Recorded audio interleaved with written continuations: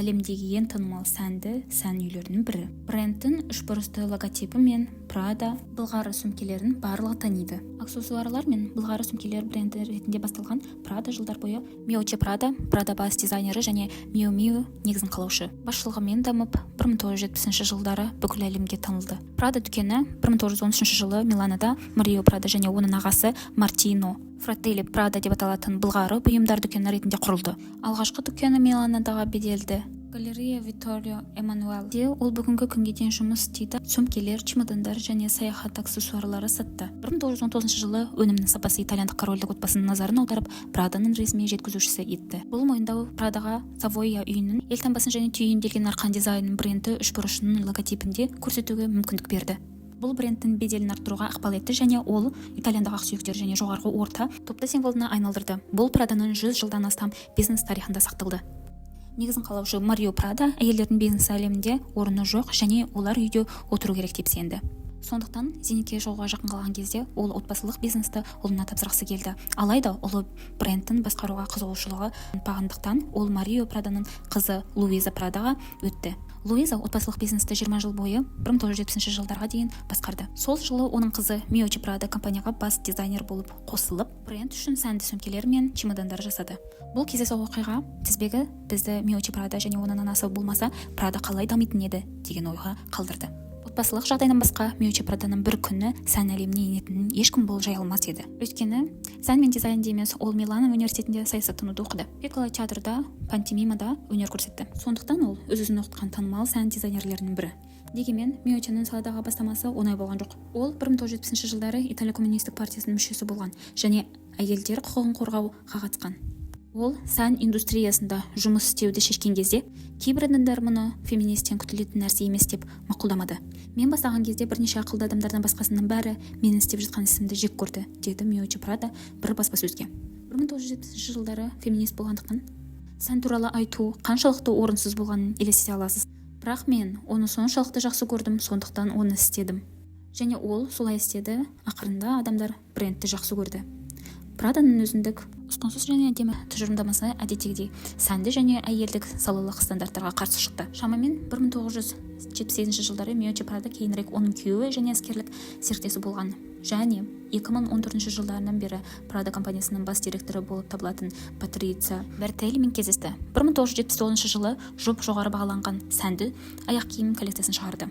Бұл бизнес бүкіл әлем бойынша тікелей меншіктелген дүкендері желісіне айналды. Ал бренд өзінің жасыл түсінің Green Prada аты ерекше түсімен танымал болды. Алғашқы жасыл дүкен Миланада Via della Spiga көшесінде ашылды. Көп ұзамай дүкендер Лондонда, Мадридте, Токиода және Парижде ашылды. Лондондағы Harrods дүкенінде жаңадан ашылған Prada Coffeeде сол ерекше жасыл түске боялған. Праданың алғашқы күйеуге дайын коллекциясы.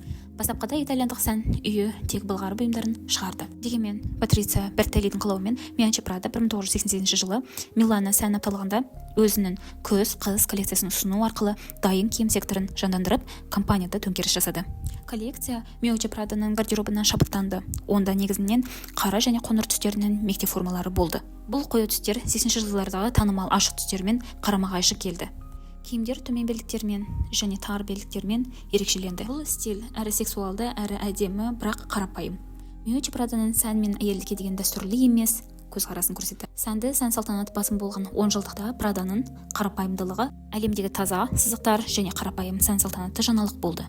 Бұл подиум минимализммен ерекшеленетін болашақ Prada коллекциясына негіз болды.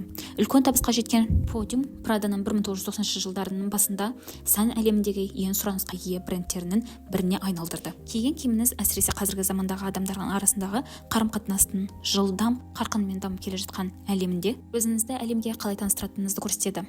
Сән лезде пайда болатын тіл деген дизайнердің әйгілі дерек сөздерінің бірі. Ready to wear-дің тек жалпы ғана емес, сонымен қатар Прададағы берік орнын көрсетеді. Праданың алғашқы ерлер киімдерінің коллекциясы.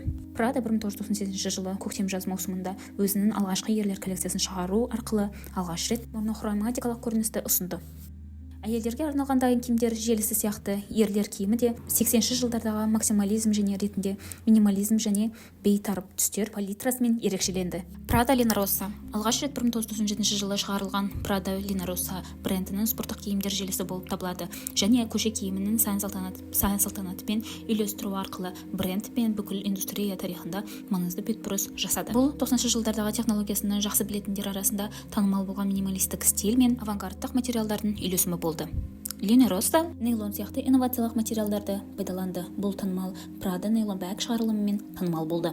Prada Lina Rossa 2018 жылы қайта шығарылды және дайын киім, аяқ киім, аксессуарлар, күннен қорғайтын көзілдірік және шаңғы киімдерін қамтиды. Miuccia Prada The New York Times газетіне жинақтың стилін келесі сөздермен сипаттады. Біздің мақсатымыз технологияны кәдімгі киіммен үйлестіру. Спортпен айналысу үшін чемпион болып киінудің қажеті жоқ. Ұзақ мерзімде перспективада менің ойымша, біз арнайы жағдайларда ресми киім киетін және күні бойы спорттық киім киетін адамдар санының артуын көреміз, деді Miuccia Prada. Иконикалық Prada дизайны. Prada нейлон сүмкесі. Біз Prada'ны нейлонсыз елестете алмаймыз. Әсіресе 1984 жылы Miuccia Prada'ның шығармашылық басшылығымен шығарылған нейлоннан жасалған алғашқы өнім Vella рюкзагымен елестете алмаймыз. Покона деп аталатын су өткізбейтін нейлоннан жасалған бұл сөмке бұрын әскери шатырларда қолданылған. Дегенмен Prada бұл нейлонның алдымен аксессуарларда, содан кейін 1994 жылы күз-қыс коллекциясында киімдерде сәнге айналдырды. Нейлон сөмке сол кезде Louis Vuitton және Chanel сияқты сәнді брендтерде шығарған дәстүрлі былғары сөмкелерден ерекше және өзгеше болды. Ол практикалық пен сәнділікті үйлестірді және өнімділік маталарын сәнді орны бар екенін көрсететін сән мәлімдемесі болды. Miuccia Prada нейлон сөмкесін жасау себебін былай түсіндірді. Кенеттен нейлон маған жоғарғы сән маталарына қарағанда тартымды болып көріне бастады. Мен оны подиумға шығаруды шештім және ол сән салтанаттың дәстүрлі және консервативті түсінігіне қарсы шықты. Тіпті оны өзгертті. Мен әлі күнге дейін оған таңданамын, деді Miuccia Prada. 2020 жылы компания 2000 және 2005 жылдардағы үлгілерден тұратын Renaissance Redemption коллекциясын ұсынды. Бұл коллекцияға өзінің қара түстігінен басқа көптеген түсті мини сөмкелер, қол сөмкелер, иық сөмкелер, фурнитура сөмкелер және рюкзактар кірді. Тұрақтылыққа бағытталған күш жігерінің бөлігі ретінде Prada синтетикалық нейлонды балық аулар торлары мен өнеркәсіптік пластик қалдықтары сияқты қайта өңделген материалдардан жасалған тұрақ бала экологиямен алмастырды. 2022 жылы Prada компаниясы Renaissance Redemption 2000 және 2005 жылдағы мини сөмкесі іздеу санының 131%-ға артуынан кейін Lace нұсқасы бойынша жыл сөмкесі атанды. Бүгінде ол брендтің ең танымал флагменттік өнімдерінің бірі болып қала берді. Praданың басқа да танымал туындылары Жібек тюльпан 2007 жылы көктем-жаз коллекциясында таныстырылды. 2007 жылы шығарылған Prada галерея сөмкесі өз атауы Миландағы Pradaның тарихи флагменттік дүкені Галерея Vittorio Emanuele'де алынған. Алғаш рет 2012 жылы көктем-жаз коллекциясында каблук жалынды стило түрінде пайда болды. Бүгінгі таңда Prada Miuccia мен Partizio иелігінде.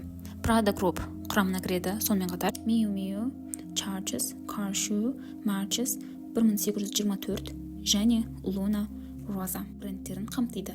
Prada мен Bertelli сонымен қатар қазіргі заманғы өнер мен мәдениетке арналған Fondazione Prada мекемесінің тең төрағалары қызметін атқарады. Алғаш рет 1995 жылы ашылған бұл мекеме 2005 жылдан бері Миланда тұрақты кеңсесін ашып келеді. Сән әлемінде Prada әлемдік сәнді сән брендіне айналды. 2018 жылы 10 желтоқсанда Miuccia Prada әлемдік сән индустриясына қосқан ерекше үлесі, өзіндік және ізашарлық тәсілі және көзқарасы үшін британдық сән кеңесі көрнекті жетістіктер сыйлығын берді.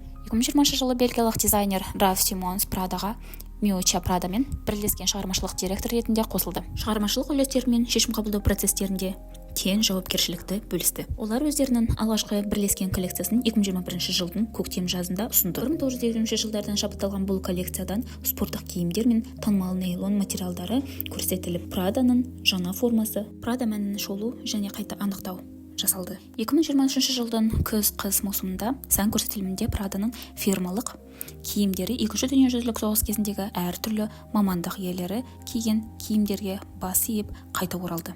Prada қазіргі уақытта мен үшін ең құндысы қарапайымдылықты, қарапайым жұмысты және шамадан тыс сұлулық пен ұлылықтың орнына қарапайымдылықты ерекше атап өту, деді.